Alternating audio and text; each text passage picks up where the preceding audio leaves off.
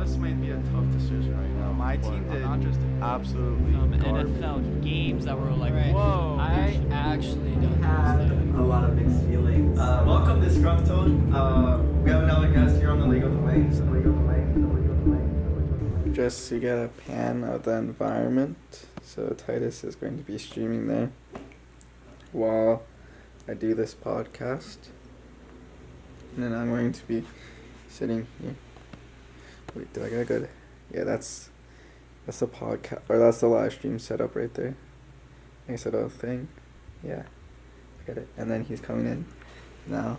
That's the Oscar. This is where I sit for the live stream. So I'll do the podcast right now. Then I'm gonna walk over here. No wait. Yeah, flip this around. There you go. That is a bad angle, but we're going to go with it.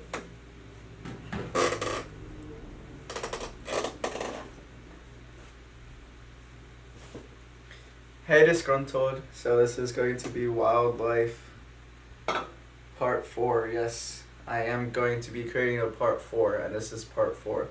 To start off this episode, we're going to be talking about turtles, because I haven't touched on turtles yet, this 4-part series. Man, I've been talking about wildlife for a straight month now, and there may be a Part 5 depending on how much information I get out or if I remember anything else. But box turtles. So the first box turtle that I found was when I was 3 or 4, and I have pictures of it. I don't know where they are. I don't think I have them digitized. But I was like, maybe not that young, like, no, 3 or 4, because I didn't move into this house, into the Lakewood house, which is the development name, and which I guess I should have said the development that I lived in is called Lakewood, and that's why there's a lake in the middle of it and surrounded by woods. This development is roughly new too. It was made in 1992, the year that my sister was born. So about 30 years old. Yeah, 30 years old. I don't know exact month and day that it was made, but so back to the story. When I was 3 or 4, we just moved to this house. We moved from, I think, a Willow Street house or Willow Street area to Lakewood, to the Peckway area. And I think this was 2004 or 2005 that I found this box turtle, but we moved to the Lakewood house, I believe, in 2003. So, yeah, I must have been 3 years old, 3 or 4. I was just walking in the woods with my dad, and I think he was doing something else, but, like, it was a pretty safe, like, yard, and I could, like, walk around the woods and stuff and be okay. Like, he can still keep an eye on me pretty easily, but I was just looking. I think we might have been walking together, but we were in the backyard where the trail area was, that I explained a couple episodes ago. You want to say hi to the podcast? Yeah, sure. We are doing a live stream. I was explaining to them how we were doing a live stream and a podcast. Like, I did a 360 look. Why is the coaster on the floor? I honestly My bad. don't know.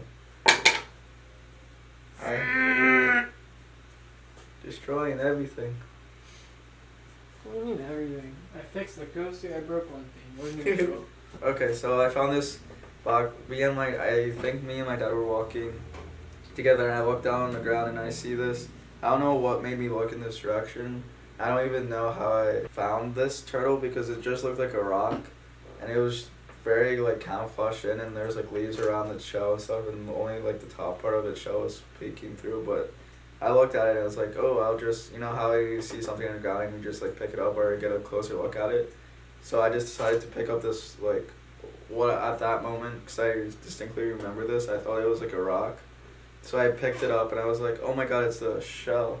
It's a turtle shell, and, like, there's a turtle in it, obviously. My dad was like, what the hell, how were you able to find that turtle? I was like, I don't know, but it was a box turtle. I think we have the big turtles and box turtles is where I'm at. We don't have any snapping turtles because we don't, well, I guess the lake there, but I don't think, there's no snapping turtles in the lake in the neighborhood. But whatever those big turtles, do you know what those big turtles are called? Like those big big turtles that live forever? Like those massive ass turtles. Oh, never mind then. But so we have those like massive ass turtles that live for like over 150 years or whatever. And because we had to move a couple off the street because like, you know, turtles go like 2 miles per hour. My mom had to move, I think, one massive one off the road, but that wasn't in Lakewood. So that doesn't count for wildlife in Lakewood or where I grew up or my wildlife experience because one, I wasn't there, and two, wasn't in my neighborhood, so it doesn't count. But yeah, my dad decided to go get the camera and he took a few photos of me. I don't know why, but my mom gave me these disgusting looking haircuts where it's just like a bowl. She just like cut straight across or whatever, or told the hairdresser to do it. But I had a goofy looking haircut, which was actually pretty funny. And I was taking pictures and stuff. Or my dad took pictures of me with like this box turtle in front of like my face and stuff. Or like on the grass and me like looking at it or whatever. I don't really know how to describe it. But maybe I'll find it and put it in one of the next podcasts so that you guys actually know what I'm talking about.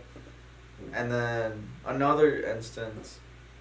So I think we had like this pile of red bricks because I forget where the red bricks came from.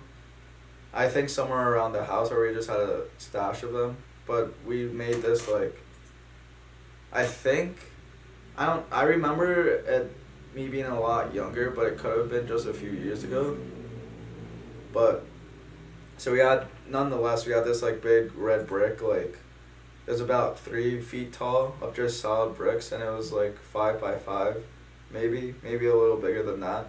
But I was like picking up rocks and stuff.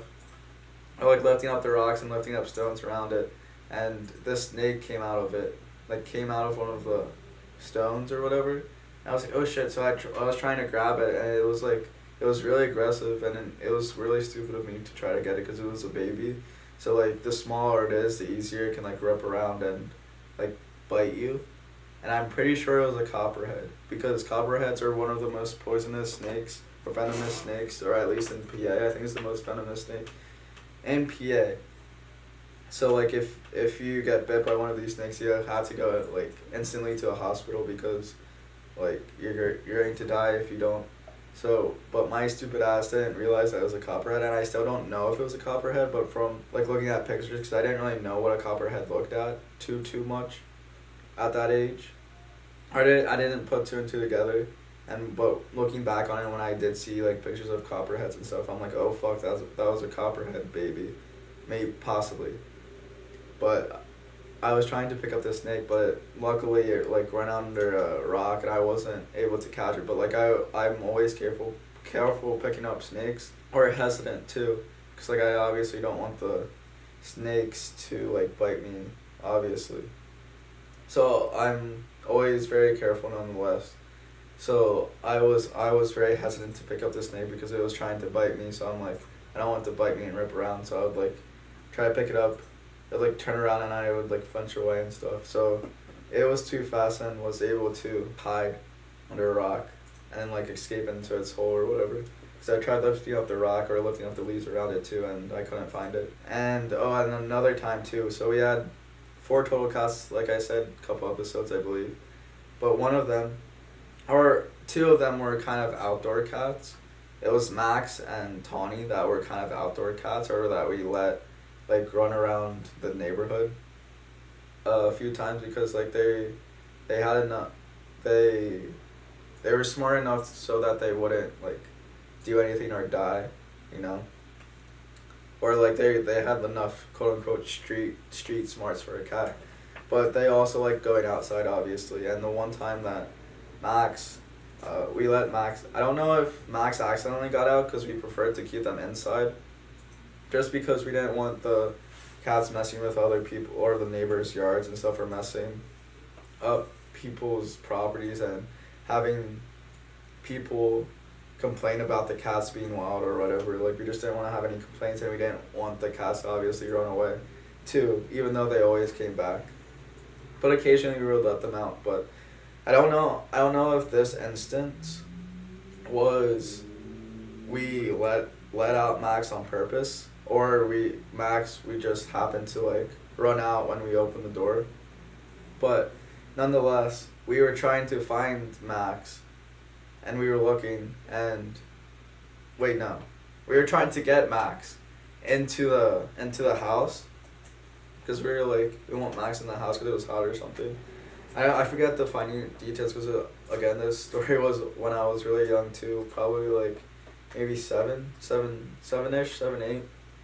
But we were trying to get Max so we could bring Max back into the house, and Max was like running and we couldn't like keep up with Max, and Max decided to climb a tree, like a dead tree, and Max climbed this tree all the way up to it, and luckily it wasn't like a tall tree by any means.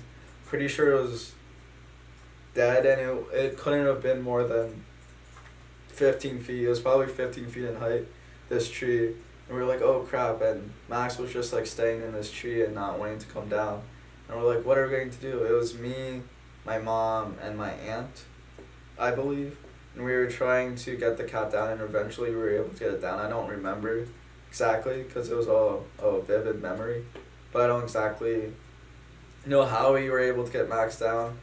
I think we were able to just slowly be like, grab it, like slowly, like able to grab it down or climb up a little bit and able to like get Max down somehow. But yeah, so that was a wild story. Another story too, wait, I'm trying to think. Main, so when I was listening back to the last podcast, there was a couple main story or main events that I forgot to leave out. And there was a detail that I wanted to correct or add to that I didn't think I got to add to about the main experience. We would just let our dog like roam around too occasionally and let out, like as long as we're at the house, we normally let it like loose, or if we're outside at least, we would let it go around. We would keep an eye on it so it wouldn't like escape. But that allowed the duck just to get like worms and like insects and stuff, so we didn't have to feed it as much. We still fed it like duck food or whatever a lot, or for most instances and stuff. And we didn't have a fence around our yard, so like the duck could have just easily walked away. But that's why we made sure that we were at least at the house and or in the yard so we could keep an eye on the duck. And at nighttime, or when it got cold too, because we had it throughout winter, we had the duck in our garage, because we used our garage for storage for most of the time, or 90% of the time that I lived there, 95% of the time we used the garage as storage. But it wasn't completely filled up, so there was either one end clear or both were clear. It was just a lot of stuff, mainly in the back, or it was enough stuff where we couldn't have our cars in the garage, so we had Ming live in the garage. And boy oh boy did that smell, because like the duck like just shit it all over the place and stuff, and we would have to clean it and stuff, which was a grody experience. That's why you should never get a duck, or at least have the duck outside. And that's why we wanted to have the duck roam around the house too, so it could actually poop outside instead of in the garage. What was I trying? Oh, so there was this one time where my dad told me like I couldn't like release or have the duck outside when I was, or certain instances like that we were about to leave, or like we were about to go to bed, or like an instance where we shouldn't have the duck out. And he was just like, be careful when you open the garage to not like release the duck, because like the duck will just run out, and then you have to catch the duck, and it's kind of hard, especially when I was like 9 or 10, to catch like the duck. So like if the duck like ran out when you open the garage, it would be like a whole like 10-minute excursion just to get the duck back in, and then close the door back, or close the garage door. And luckily like we didn't use the garage as an entrance, because we usually use the front door or the back door, obviously, because like there's be no point to use the garage entrance, because like we didn't have any cars in there. But the one time this surprisingly in the year and a half that I had Ming, or that we had Ming as a pet, I only accidentally let the duck out once, and it was like in the midwinter too, and like it was my one neighborhood friend. It wasn't the next door neighbor, that the childhood friend. It was like up the street a little bit, and we opened the garage door for a split second by accident, and Ming just like went out. We're like, oh crap, and we were trying to catch it, but it just like kept running away, and it went all the way to the pond. And where my garage is located, it's like the pond is not nowhere in sight, and like it was kind of amazing because like the duck, I guess it kind of makes sense, like the duck naturally knew where to go to the pond, but the garage like faced the driveway and faced the road, and where the garage entrance was, or like the garage door was, so it was facing this way, and you'd have to loop all the way around to the back. I lost connection. Oh my god. Maybe from just being too idle. Yeah, I didn't know that was a thing in Minecraft. I already forgot what I was going to say. What was I going to say? Oh, so like you'd have to like go all the way around to the back and actually like loop around the house for you to actually like go to the pond, and even when you looped around, it was still a good like 50 yards from one end to the other. It was like on the garage door was on the complete opposite end of the yard. At the backyard at least. Ming Ming, when we opened the garage door, Ming Ming went all the way from that point all the way around and looped around and went straight to the pond, and my friend and I were trying to capture it. My dad saw it, he was like, what the hell? What the heck are you doing?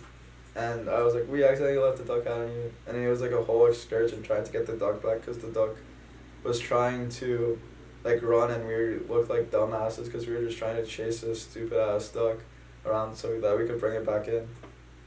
And like it took us like 15-20 minutes just to get the duck in, and it was like turning to dark time too, and I think that was another reason why we didn't want the duck out at that time, especially during the winter. During the winter we didn't let the duck out as much just because of how cold it was, and we didn't want to sit out there and just watch it, so we were just mainly bringing it out once in a while when it was like a sunny day and there wasn't that much like snow out on the ground, just to like be outside or whatever, but mainly we kept it inside the garage. But that was just another funny thing that happened. I'm trying to think of any other stories. Oh, there was this one instance too where I was walking in the neighborhood just by myself. I think I was going to go hiking in the trout run or go see someone. I was walking and it was right by my house, and out of my corner of my eye I see this hawk come swooping down. I was like, oh shit, and then I saw this hawk come, swoop down, pick up a mouse or a mole, and shoot straight back up, and like fly away with this mouse, and I saw like the mouse in its hand and stuff, and it was just a crazy experience because I never saw a hawk like dive and pick up like anything, not even like a fish or an eagle or whatever, come down and pick up like anything in that regard. So I was like, holy shit, I can't believe I just saw that. And it was very rare that happens, or not rare that it happens, but the chances that you see a hawk or even an eagle swoop down and catch something is very rare, unless if you're sitting by like an eagle's nest or an area where eagles are a lot, then obviously it's not that rare. But like just the off chance of walking or away from a nest. So I guess there were hawk nests in my neighborhood, I just never knew where they were. So yeah, it was just crazy. Like this hawk came down and it was trying to not fight the mouse, but trying to capture in its claws, and it took like 5 seconds for it to do so. So it was just like a skirmish, like a fight, and you could see like the leaves like pop up and stuff. And it finally got it and like flew away, which was a crazy sight. Like I was like so giddy. I told my dad when he got home, and stuff, because it was just crazy because you just don't see that much. And like another instance too, like outside my neighborhood, like I saw like hawks like fight birds and stuff, like try to go after birds, or like trying to fight away like annoying like birds, because blackbirds could be really annoying and pester hawks and stuff. So I saw a hawk get a bird in the air and capture it and eat it, or not eat it in the air, but like capture a bird and like have it in its talons and like fly away with a bird that was nearby, or annoying the hawk, which is another crazy sight, because like there's a bird like probably 20 yards away from it, and the hawk tried to chase it, and the bird started to fly away, and the hawk was so fast that it like chased down this bird and like captured it in its claws, which was crazy. It's crazy to see hawks in real life, not on like TV screens or like video or whatever, actually capture its prey. And then there's 2 more stories that may or may not finish up this wildlife series, but first story being going back to my Tawny and Max being outdoor cats. So there's this one time, there's like a couple other outdoor cats too, like the Chinese cat that I said earlier. Oh, that's what I wanted to say. The Chinese cat that I saw had no tail, and it was very distinctive. So that's another reason why I thought it was a fox in the bushes rather than the actual cat. Well, there's 3 stories I want to tell, and I don't. Let's see how much time we have. Oh yeah, 21 minutes in. That's more than enough time to tell these 3 stories. So the first story I want to tell is that Tony was out, and there's, I believe, 2 or 3, at least 2 other outdoor cats. The Chinese cat being one of them, but I think there's 2 other outside of my Max and Tawny and the Chinese cat. I think there's 2 other outdoor cats. One of them was orange. Incidentally enough, there's an outdoor cat at my mom's house now that's orange, and I believe is causing trouble as well, which is ironic because this orange cat always caused trouble with my cat, or with our cats and stuff, and that's why we wanted to like start keeping our cats inside. And from like that point on, we started to have them indoor after this like skirmish, or after a few skirmishes and stuff. And so we're like, all right, we can't just have like them roam around the neighborhood anymore because like they're getting injured and stuff. And I'll explain more into that. But one time, I heard this like cat fight, and I was out playing in the backyard. I heard this cat fight, like meow meow meow, like cats yelling and like fighting and stuff. I'm like, oh shit, like where is this coming from? So I turn around and I walk towards the noise, and right when I got there, the Tawny and this other orange cat, were both jumped up into the air, fighting while they're in the air and shit. And they jumped at least like 3 feet. I'm like, holy crap. And they were just fighting, and when I got there, like the orange cat ran away, and like Tawny also like sprinted the other way too, like opposite directions, but like Tawny slowed down and stuff because like that's our backyard and stuff, and she knew who I was, and Tawny like ended up like coming to me and stuff. Like Tawny didn't get injured in that fight, I believe, but it was just crazy to see that they like jumped that far while still fighting and then continued fighting. But yeah, once I got there, like they broke up and stuff, and the orange cat ran away. But there's just like other instances where Max got into a fight and Tawny got into a fight on 2 separate occasions, and like I think it was both of us, this orange cat or like a few other cats too, and like Max got fucked up one time, I believe, and Tawny got fucked up too. And one time Tawny came back with like it's her entire cheek swollen, and we had to take it to the vet, and like it was bad.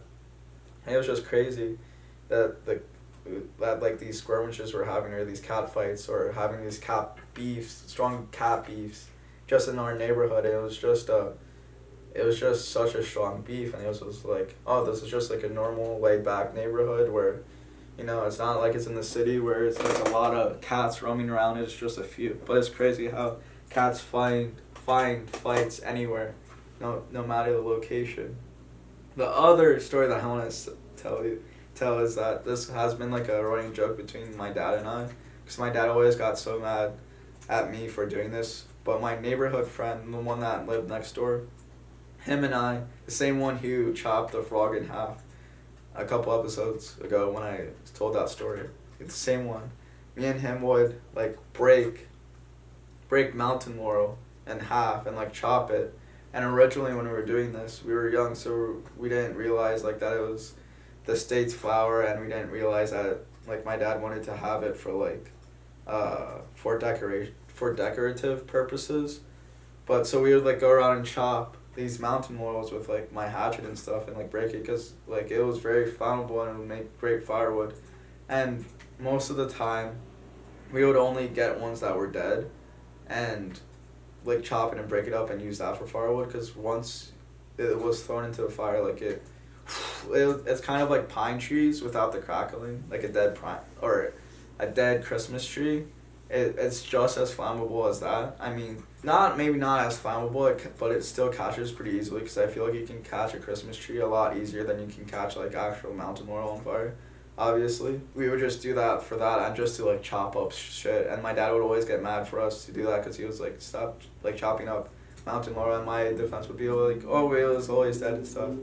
And like throughout that time, I would like remove mountain laurel that was dead and stuff, and my dad would be like, why did you remove that? And I'll try to convince him that it was dead and stuff. Most often than not, it was dead, but mountain laurel doesn't die in the winter, like it still has green leaves and stuff, so I knew that. So like in winter, I would like chop up the dead ones, but I think it was half and half. Some of the leaves like removed during winter and some of them didn't, which was confusing, but I think I had chopped a few of the ones that were still alive that just was waiting for like springtime to grow its trees back or leaves back. So that was just a funny inside story about mountain laurel that I forgot to mention the one time. And yeah, my friend and I were just wreak havoc, just chop random trees down. And then so it was a cat fight that, and there was something else that I wanted to say, but I think I'm going to create a part 5, surprisingly enough. And then, oh crap, I just completely forgot what I was going to say. Alright, I'll tell this one story then. So me, another neighborhood friend, he lived in front of the entrance, so he lived a mile away, and he did the Kids Exploring series with me. So Daniel, I can say his name because like we said his name in the series, but Daniel and I, we were making a video. We didn't end up filming it or doing it. Wait, we didn't end up filming anything. Wait, did we? No, okay. So in one of the episodes, we filmed the beehive because he had an area of ground hornets, another area where it's an actual beehive, and we were filming the beehive part, and we were like, oh crap, like that's really cool and stuff. And then there's this hornets hole, and we were throwing rocks at it, and if you throw rocks at it, it'll explode. All like not explode, but hornets will start getting mad and coming out of the hole, the ground hornets and stuff, because they're like nest was in the ground hornets, and so if you throw stuff at it, they would just all fly and get angry. So we start to throw rocks at it, and it's like, what if you start filming me, and then I jump over the hornet's nest or run through it, not even jump on it, and that ended up happening because I was like, I don't want to get stung by hornets, but we like chucked rocks at it, at this very active hornet ground hole, and I just chickened out. We both chickened out, but we were planning for a bit, or for like the clip of the video, we were planning to run straight through it, but we both chickened out. And like another experience, like we had a couple ground hornets nests in our backyard too, where we just like sprayed hornet stuff, and those are very nasty because most of the times you don't realize, and it's very hard to see, the ground hornets because it's very, very disguised, and sometimes you step on it and you get like stung like 3 or 4 times, and that happened a few times. So I'm going to leave it. Yeah, I'm going to make a part 5. Next episode, I'm going to be speaking on more ground hornets and stuff. Both instances, Daniel and I had to run away from ground hornets that we both got stung by. It's a very funny story. And then another time, same instance, my mom and I had to run away from ground hornets. I'll tell you guys that in the next story. I'm trying to think of other stories or other things that I want to say. Oh, bird's nest, my experiences with bird nests and gardens and stuff, and rabbits. So yeah, stay tuned for part 5. For next week, hopefully I remember that and don't have to go back to this episode for references of the stories that I want to tell, and maybe I'll think of the third thing that I wanted to say. But yeah, I'll leave that to part 5, and bye.